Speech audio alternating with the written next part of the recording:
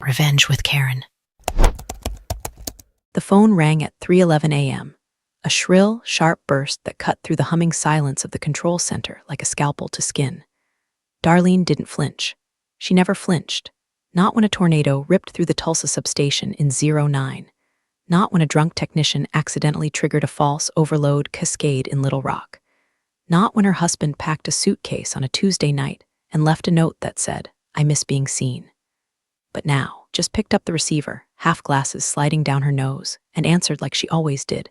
"Collins, control floor, go ahead." The voice on the other end was green, panic bubbling under every syllable.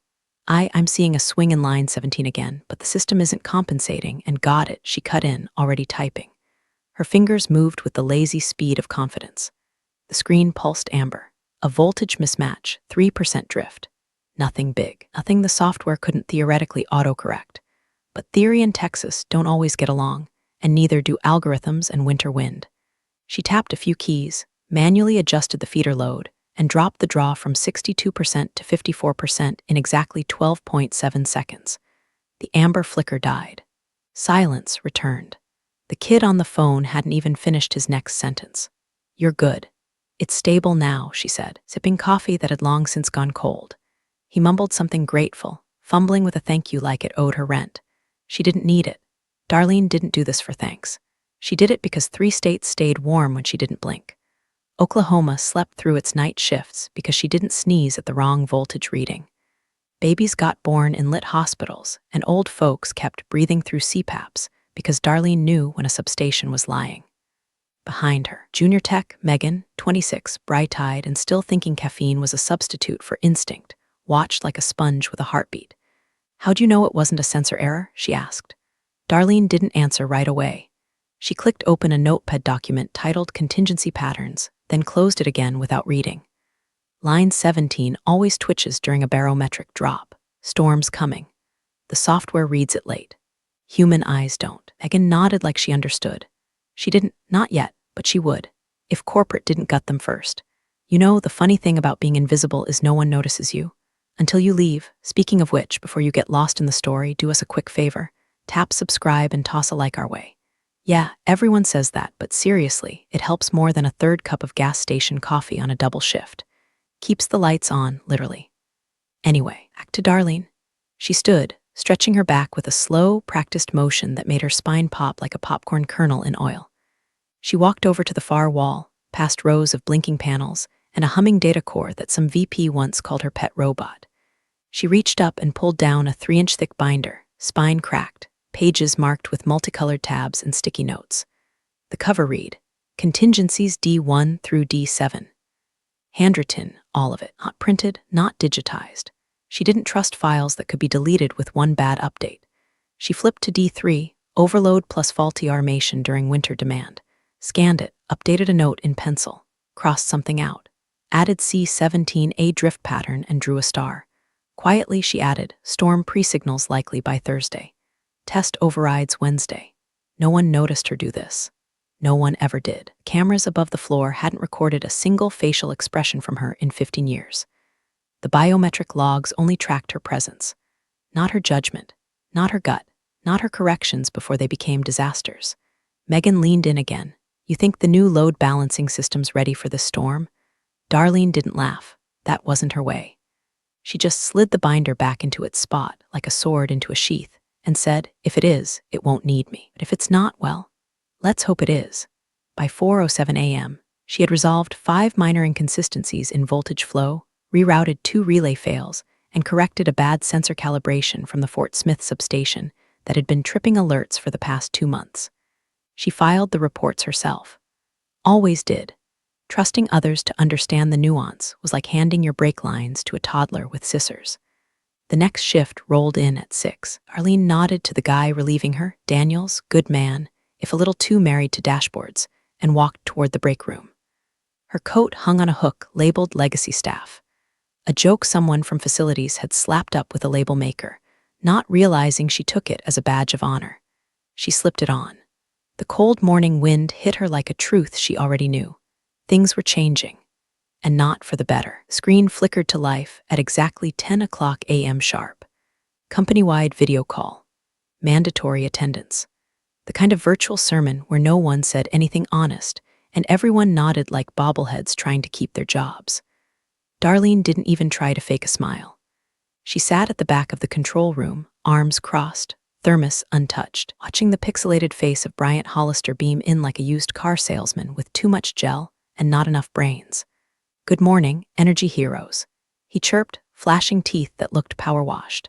"I'm thrilled to lead this region into the modern era of energy delivery and digital transformation." Darlene's eye twitched. He was maybe 35, tops. Hair slicked like he thought the grid respected charisma.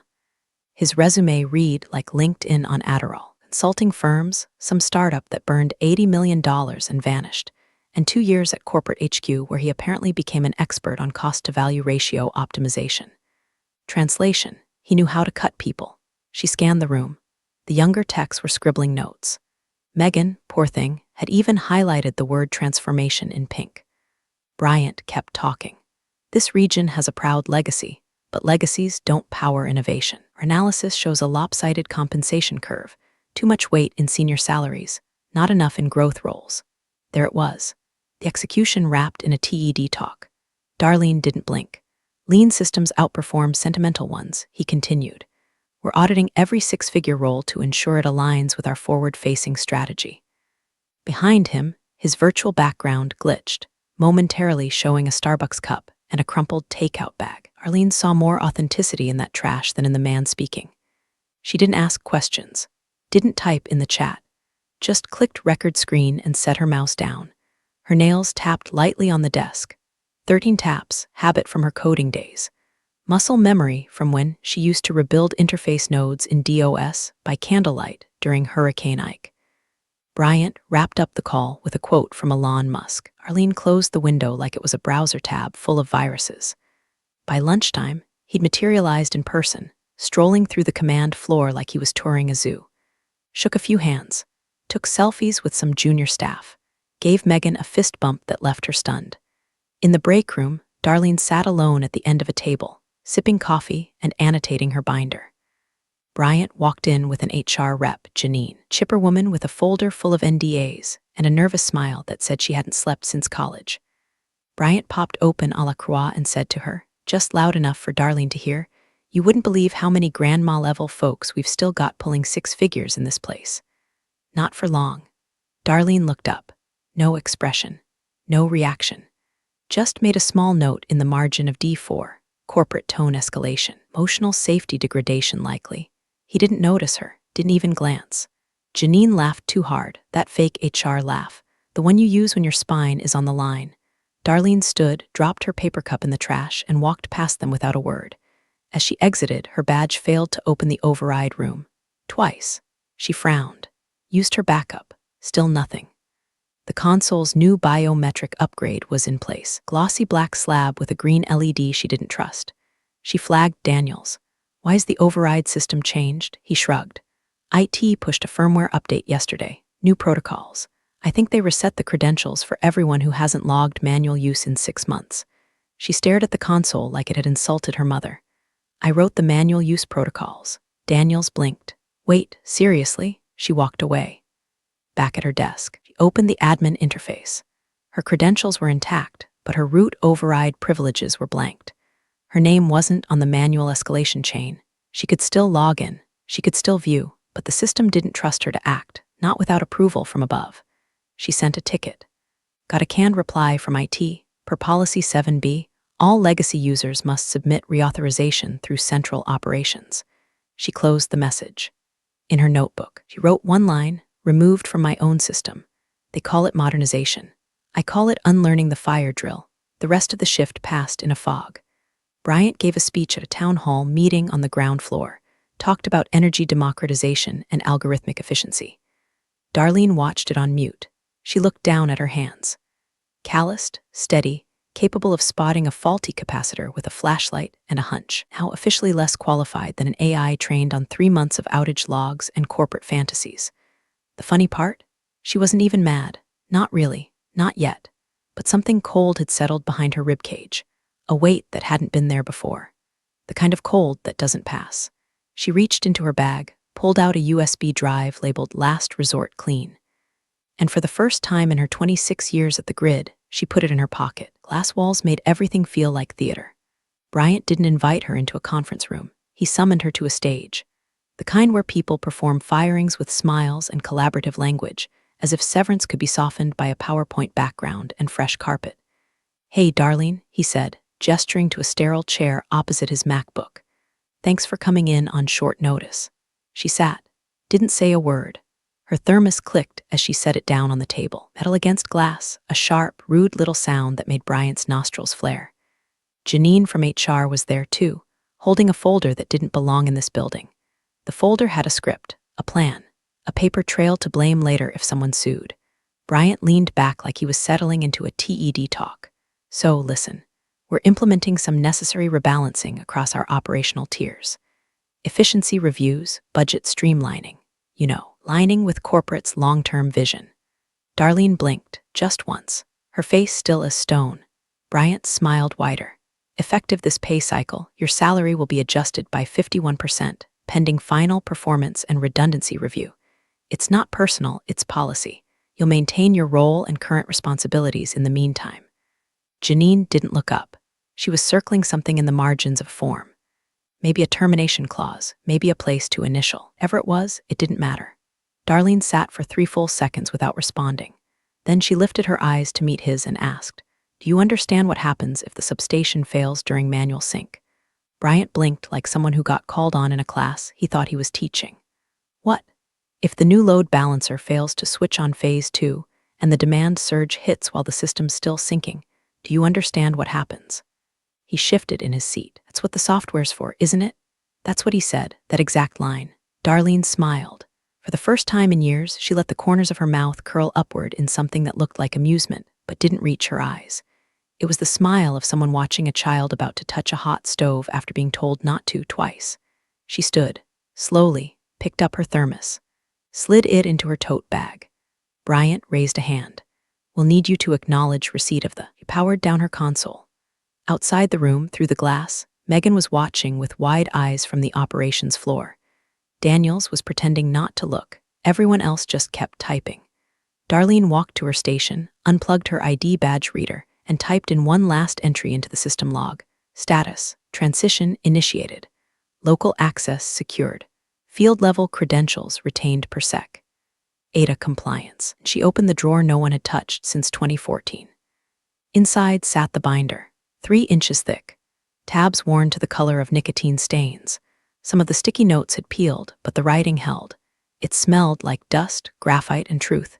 She took it out, flipped past D1, D3, D4. Landed on D5. Substation collapse during cold surge manual override procedure when AI lockout detected. She stared at the line she'd written 10 winters ago in red ink. "Do not trust the AI to reroute voltage. Override manually at 74% capacity threshold. Delay equals failure." She slid the binder into her bag without looking up. No one noticed. No cameras blinked. No alarms triggered. The biometric logs didn't care. The system, new and shiny and proud, didn't even register her absence from the escalation chain. She walked to the exit. Bryant followed her halfway, holding his hands out in mock confusion. "Hey, whoa, no need to be dramatic. We're just reviewing. Nothing's decided yet." She didn't stop. He tried again. "You can't just walk out. We need transition documents. And wait, you haven't even signed the adjustment form." She paused at the threshold, turned back to look at him. And in the same flat, quiet tone she used to talk down power surges and rolling brownouts, she said, "You took my judgment out of the loop. Don't be surprised when the loop fails." And then she left.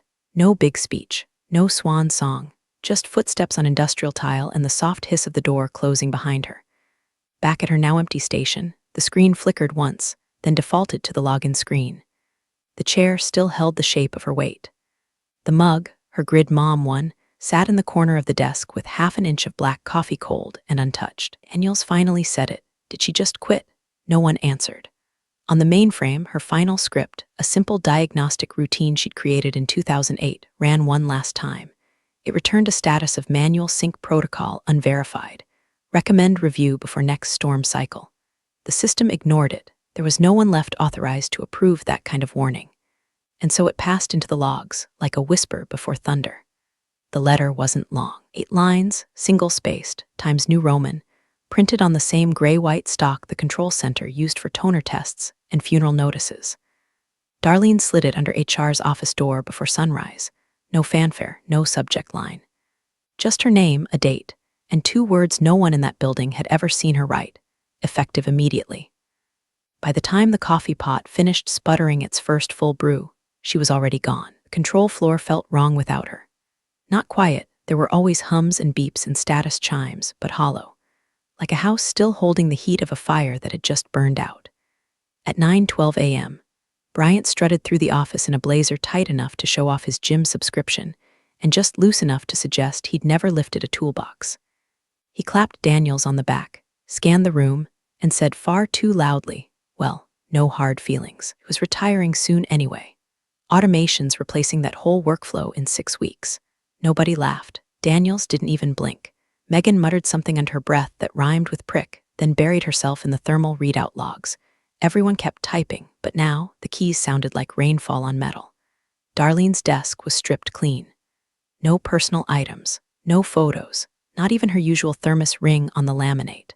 The whiteboard behind her station, once filled with handwritten voltage predictions and microgrid fallback diagrams, was erased, wiped with the kind of ruthless precision you expect from someone leaving nothing behind. Except one thing.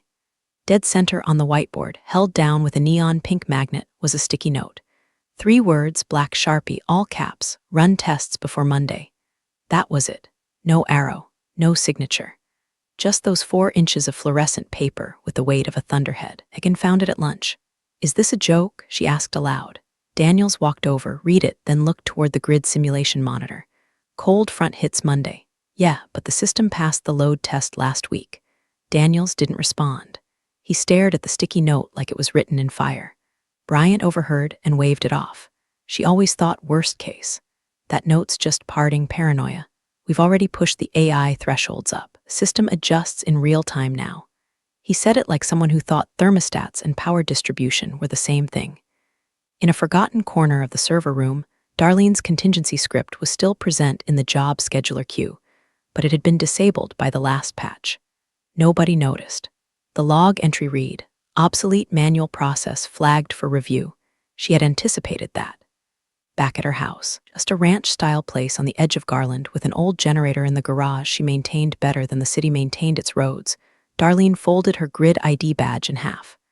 Then again, until it snapped like cheap plastic should. She set the pieces on her kitchen counter next to a note labeled Estate Non-Digital Assets. Then she opened her closet, pulled down a fireproof safe, and unlocked it. Inside, her credentialed tablet, one with root-level access she hadn't used in over a year, and the drive labeled Last Resort Clean. Still sealed, still cold. She set them both on the table, stared at them for a long time. Her phone buzzed. Group chat from the grid crew. Megan had texted, "Did you actually leave? WTF?" Daniels followed up, Bryant spinning it like you were dead weight. Everyone's on edge. She didn't reply. Instead, she picked up the old landline, one of those beige plastic phones with a coiled cord and a ring like a war crime, and called the diner down the street. Ordered 2 eggs over medium, wheat toast, and a side of hash browns. The same order she used to place after double shifts. When the waitress asked if she wanted her usual booth, Darlene just said, "No, I'll take it to go." Storm's coming. By the time Friday ended, corporate had deleted her user profile from the grid operations directory. Her override credentials were purged, at least on paper. They never figured out the backdoor she wrote in 06, the one no one ever noticed because it was filed under a deprecated diagnostic routine called Winter Map Legacy Sync. They couldn't delete what they didn't know existed. And still, that sticky note stayed on the board all weekend. Neon pink. 3 words, slowly collecting dust as the temperatures dropped, and the news ran back-to-back segments about the first hard freeze sweeping down from the Rockies. Nobody ran the tests. There was too much else to do. Bryant had interviews lined up, press junkets, a Monday feature about the human-less grid airing on regional news. He was too busy to notice that the silence growing around him had a shape, a woman-shaped hole, one nobody could fill, and Monday was already whispering. Friday night passed without incident. Saturday morning arrived with a snap of frost on the air and the first real bite of winter rolling off the plains. At 6:42 a.m., a junior technician named Kyle, 23, recently poached from an app development firm, stared at a diagnostic screen he didn't understand and clicked approve on a test report flagged caution, sync mismatch. The warning was in yellow, not red. That's what made the difference. Red meant stop. Yellow just meant you could keep going if you squinted and pretended it wasn't your problem. What Kyle didn't know, what he couldn't have known, is that the sync mismatch wasn't cosmetic. It was tied to a manual escalation hook, one Darlene had embedded years ago to catch late-night drift between substations during cold surges. The automation update had flagged it because it didn't recognize the routine. The system thought it was obsolete code. So, Kyle clicked override warning. The log updated. Status, pass with exception. 15 seconds later, the warning vanished from the active screen. It was still buried in the backend logs, of course, but no one checked those unless something was already on fire. At 8:03 a.m., Bryant sat in a studio downtown, makeup dusted on his nose, smiling for the camera. The segment was pre-recorded, part of a new Faces of Energy Leadership series, sponsored by a local news affiliate and a corporate partner that used the word synergy like it paid rent. We've modernized our control team, Bryant beamed, streamlined it, removed redundancies. We're embracing innovation over institutional dependency. I believe in our software and our people, and in the future of a frictionless energy experience. The anchor nodded like a dashboard bobblehead. So, no more reliance on, say, long-tenured employees or manual overrides. Bryant chuckled. Let's just say we're no longer running on gut instinct. Darlene watched the interview from a tiny cafe in Greenville, her novel open to chapter 14, but untouched since chapter 11. She had picked a window seat, not for the view, but for the plug socket. Her tablet sat in her tote bag, powered down. Still credentialed, still holding every contingency she'd written in the last 2 decades. She didn't smile, didn't frown either, just watched as Bryant's face flickered on the mounted flat screen behind the counter, glowing like a bad omen reflected in coffee-stained chrome. The TV muted itself when the sports ticker ran across the bottom, and Darlene returned to her book. It was a thriller about a detective who solved murders by noticing the smallest details, coffee cup angles, blink patterns, things like that. Darlene didn't care about the plot. She just liked that someone in the world still noticed things before they exploded. A waitress came by. Need a refill, hon? Darlene nodded. Just decaf. Outside, a truck kicked up a plume of salt from the edge of the road, tires spinning as the wind picked up. The storm was already close. You could feel it in the air, heavy, sharp, full of invisible edges. Back at Grid HQ, Daniels was sweating through a diagnostic rerun. He'd seen Kyle approve that warning, but he didn't say anything at the time. Now it gnawed at him. Something about the sync timing felt off. He tried to pull the backend log, but hit a permissions wall, post-update protocol 9b. Only managerial accounts could access flagged redundancies. Bryant had restricted Daniels' clearance the week prior, said it was to prevent confusion. So Daniels wrote it down in his notebook. Pull full sync log Monday, 7 a.m. Double-check surge thresholds. Then underlined it twice. He didn't know that by Monday, those logs would be useless, or that by Monday, 3 states would be running on a razor's edge of demand and untested code. Back in the cafe, Darlene glanced up from her novel again. The TV had cut to weather. Snowstorm advisory, now upgraded to severe across the southern and central plains. Texas, Oklahoma, Arkansas should expect sustained sub-freezing temps beginning Sunday evening, with peak demand expected Monday morning between 4 and 8 a.m. Residents are advised to prepare for outages and stay indoors if possible. The map behind the anchor looked like someone had spilled milk across 3 states and shaded it with blue marker. Substations lit up like bones under an X-ray. Darlene reached into her bag, pulled out a napkin, jotted down 2 words, Monday surge. The waitress returned with her refill. Storm's gonna be nasty, she said. Darlene gave the smallest nod. It always is when folks think they've got it solved. She folded the napkin, slid it into her novel between chapters 11 and 12, and pushed her mug away, untouched. By late afternoon, Bryant was trending on LinkedIn. Corporate had reposted his interview with a caption that read, "Future-driven leadership, inside the grid of tomorrow." Someone in PR had added a sparkle emoji. In the comments, Darlene's old supervisor, retired 5 years ago, posted a single response. Hope tomorrow has backup power. No one at HQ saw it. They were too busy preparing their Monday readiness decks.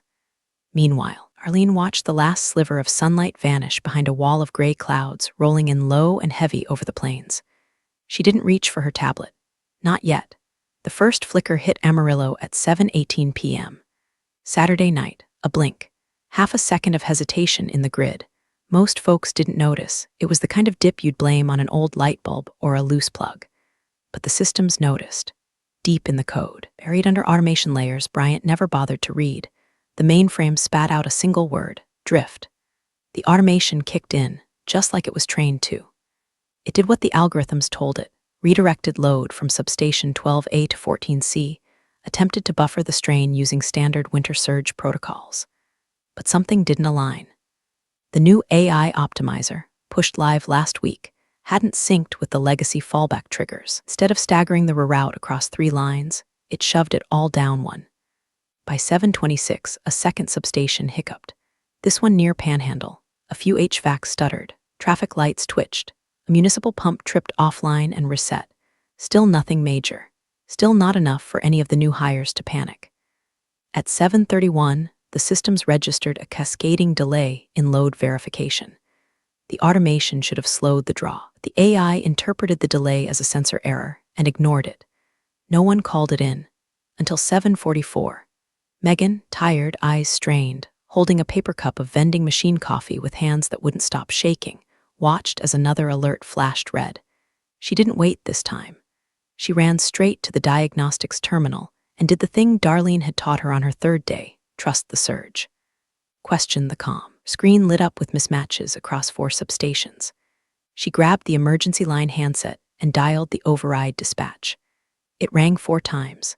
Then, "We're sorry, all emergency operators are currently assisting others. Please leave a message." Megan hung up, redialed, got the same voicemail. Daniels was off shift. Kyle was in the building, but he was in the server room trying to figure out why his badge no longer let him into the manual override panel. IT had revoked physical access pending new security clearances. By 8:00 p.m., 2 secondary substations tripped offline. Lights went out across 30 square miles of rural grid. Not a full blackout, but enough that people started lighting candles, checking their phones, wondering if the storm had arrived early. Inside her house, Darlene didn't move. She sat on the couch, tablet untouched on the coffee table. The fire was out, the room dim. Outside, wind screamed through the eaves, sleet tapping the windows like fingernails. She knew. She had known the moment the first flicker hit. Not because she was watching the data feed, she wasn't. Not because someone called her, no one had. She knew because the system had no guardian. Because when you gut a spine, the body still walks for a while until it falls. At 8:17, Megan tried to trigger the manual escalation script. It failed. Screen flashed a message in white on black. Escalation blocked, override credential required. She hit it again. Same result. She searched the directory. Nothing. She called Daniels. No answer. She hit the call button again. Override blocked. Buried beneath the glossy automation layers, behind the dashboards and the flashy UI Bryant loved to show off in meetings, Darlene's legacy script sat like a sleeping dog with teeth. He had written it during the 2011 freeze, after 3 substations failed in unison. Back then, she had hard-coded a rule: no mass escalation during winter surge without credentialed manual approval. She'd submitted it to IT. They'd ignored it, so she buried it in a utility routine disguised as a redundancy check, flagged to only activate if automation crossed a certain mismatch threshold. That threshold had been crossed at 8:03 p.m. How the system was following orders it didn't understand. Orders to wait. Orders to pause. Orders that required a name and a code only one person still alive knew, Darlene's, and she sat there watching the wind rip branches from her neighbor's tree. A branch slapped against her siding made the wall shudder. She didn't flinch. She didn't feel triumph or glee, just a hollow sort of knowing. She picked up her tablet, powered it on. The screen glowed. Her login prompt appeared. She stared at it for a long time. In the top corner, a warning flashed. Escalation request region 3, credential required. Time remaining 01:32:19. The system had finally routed the request to her legacy access. The timer ticked down. She set the tablet aside without logging in, got up, made tea, sat back down. She wasn't angry, not anymore. She was just done. and the wind howled louder. At 4:47 a.m.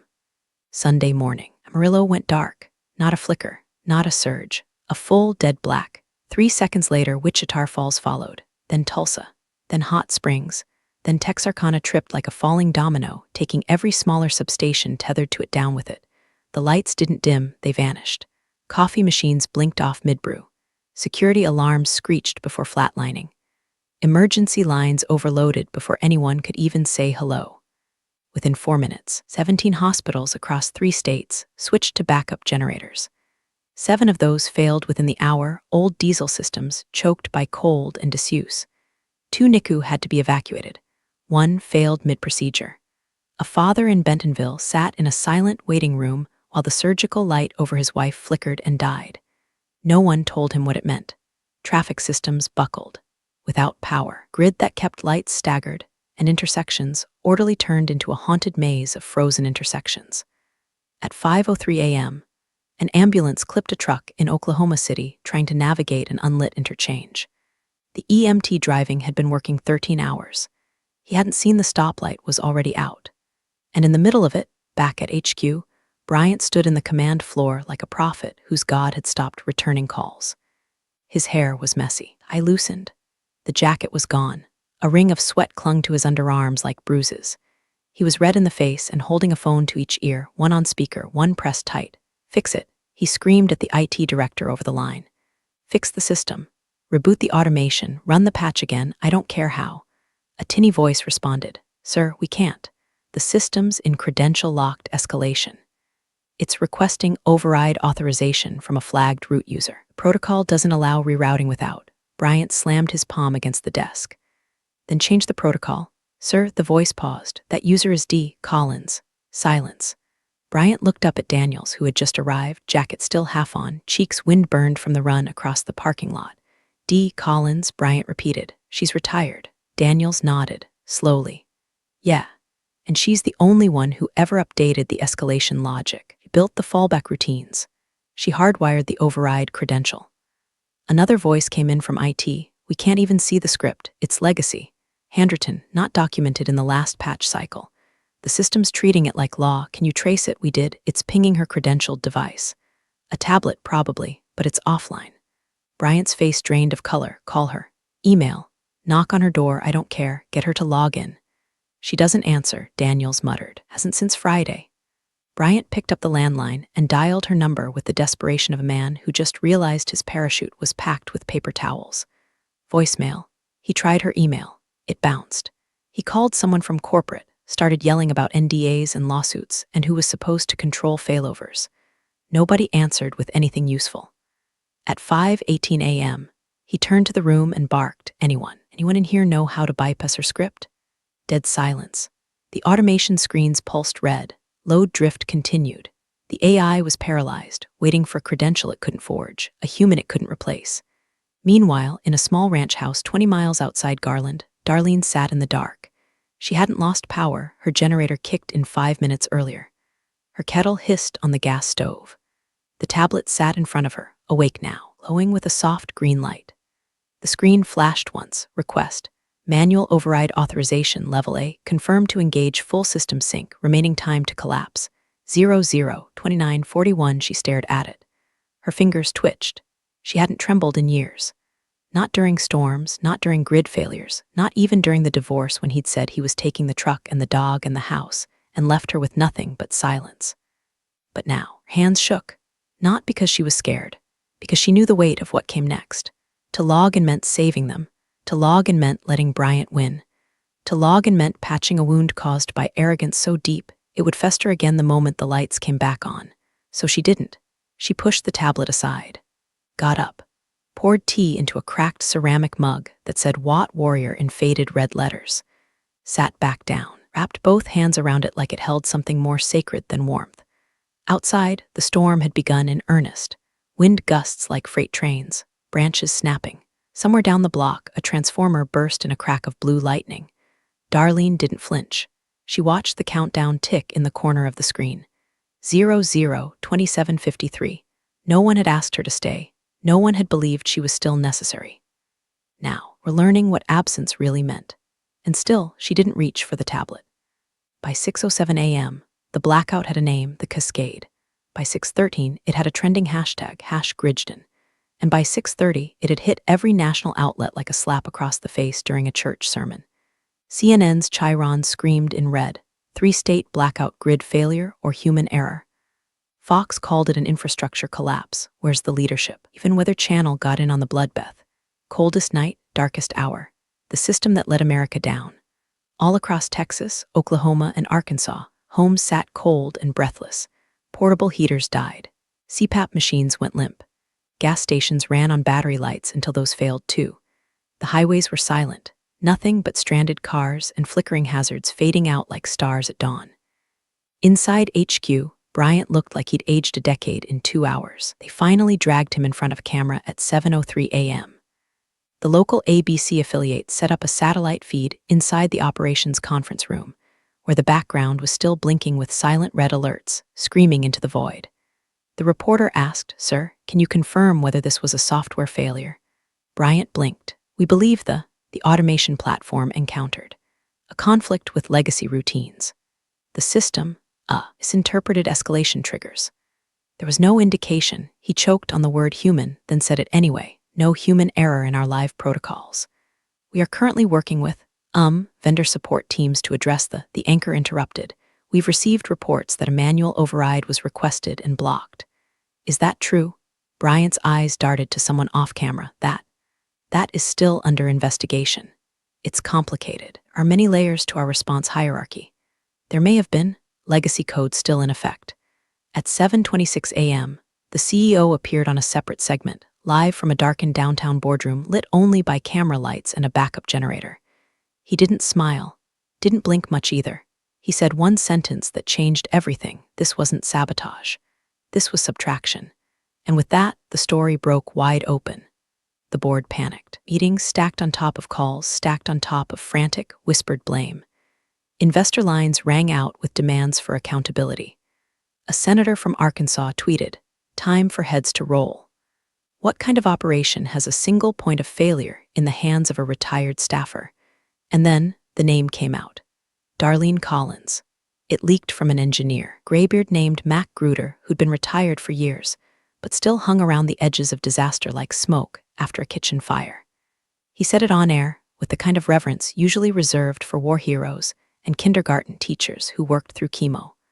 Only one person ever knew how to manually balance when this happened before. That was Darlene Collins.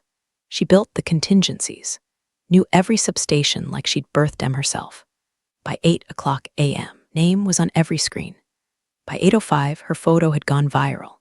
It was an old ID badge photo, faded smile, eyes squinting just a little from too many double shifts, a stray wisp of gray hair curling near her temple. The kind of face you pass in a hallway and don't notice until it's gone. Twitter lost its mind. She warned them. They replaced her with a spreadsheet. "Retire this, Bryant. Darlene Collins is the human firewall." They didn't know where she was. Some claimed she died. Others said she was in Montana, living off-grid. Someone posted a photo of a woman buying donuts in Garland that morning and captioned it, "If this is her, let her eat free forever." Inside her living room, Darlene watched it all unfold on a tiny TV propped up near the wood stove. The tea had long since gone cold. The tablet sat untouched on the armrest. She saw her face flash on the news, saw Bryant stammer, saw the CEO freeze, felt something twist in her chest. Not anger, not pride, a hollow ache, vindication wrapped in barbed wire. She could have stopped it, she knew that. If she'd logged in 4 hours ago, half of this mess would have resolved before dawn. The power would be up, the infants breathing easy, the traffic flowing again. And yet her hands stayed folded, because this collapse wasn't a surprise. It wasn't a glitch. It was a prophecy ignored. They hadn't listened when she told them to test the system, hadn't seen her value until it cost them everything. Back at HQ, Daniels finally noticed the sticky note. Still clinging to the whiteboard, fluorescent pink, slanted slightly to the left. "Run tests before Monday." He stood there, staring at it while the room buzzed with crisis calls. He whispered, "She told us." And nobody had listened. The hearing room was packed. Reporters elbowed one another for front-row seats, lenses twitching, notebooks primed. Behind the desk sat the CEO of Tri-State Grid Management, looking like he'd swallowed glass. Every light above him buzzed. Every eye in that wood-paneled room waited for him to say the words they already knew, but needed to hear under oath. He straightened his tie, took a sip of water with hands that didn't quite stop shaking, cleared his throat. The chairman of the inquiry leaned in. "Mr. Carmichael, the people of 3 states spent 72 hours without power. We have dozens of documented injuries, several deaths, economic losses in the hundreds of millions. Was this a deliberate act? Was it sabotage?" A long silence followed, the kind that stretches like a tightrope between survival and collapse. And then Carmichael said, in a voice just loud enough to reach the back row, "No, this was not sabotage. This was subtraction." He let the words settle like ash. "We removed the one person who never let this happen." The air went still. C-SPAN cut to a slow zoom on his face. CNN ran the quote across their lower third before he'd even blinked. #subtraction trended nationwide within 15 minutes. A reporter stood and called out, "Is it true she warned you that there was a note?" Carmichael nodded. "Yes, there was a note. There were logs. There were contingencies. And he stopped himself. Some of us didn't believe they were necessary anymore." Bryant wasn't in the room. Resigned quietly the night before. No press release. No farewell email. Just a scrubbed LinkedIn profile and a glass door swinging shut behind him. The official report would say procedural gaps and oversight failures. The press would say arrogance. The people who lived it would call it what it was, preventable. Back in Garland, Darlene watched the hearing with the volume turned low and the captions on. She sat on her porch, wrapped in an old quilt, cradling her coffee like it held a world she didn't want to drop. Her name came up over a dozen times in that one session. Lawmakers invoked her like a ghost, the last line of defense, a lost institutional memory, proof that legacy doesn't mean obsolete. A senator from Oklahoma suggested a plaque in her honor. Another from Arkansas proposed a bill mandating human redundancy in all critical infrastructure roles. None of them reached out to her directly. He didn't take interviews. She ignored the local news vans that camped near her street for days. She unplugged the landline, let the tablet die on its own, and spent a week replanting her winter onions instead. But she did send one statement. No name, no signature. Just a plain text email, routed through a secure Dropbox used by journalists too smart to trace the source. It read, "Not every absence is a loss. Sometimes it's a lesson." That was all. Grid came back online on Wednesday. Bit by bit, region by region, IT teams worked overtime with manuals they didn't know existed until Darlene's binder was pulled from a drawer and photocopied in full. Sections of her code, once flagged as obsolete, were reinstated line for line. Daniels kept the sticky note, laminated it, taped it to the glass case over the main breaker board. Run tests before Monday.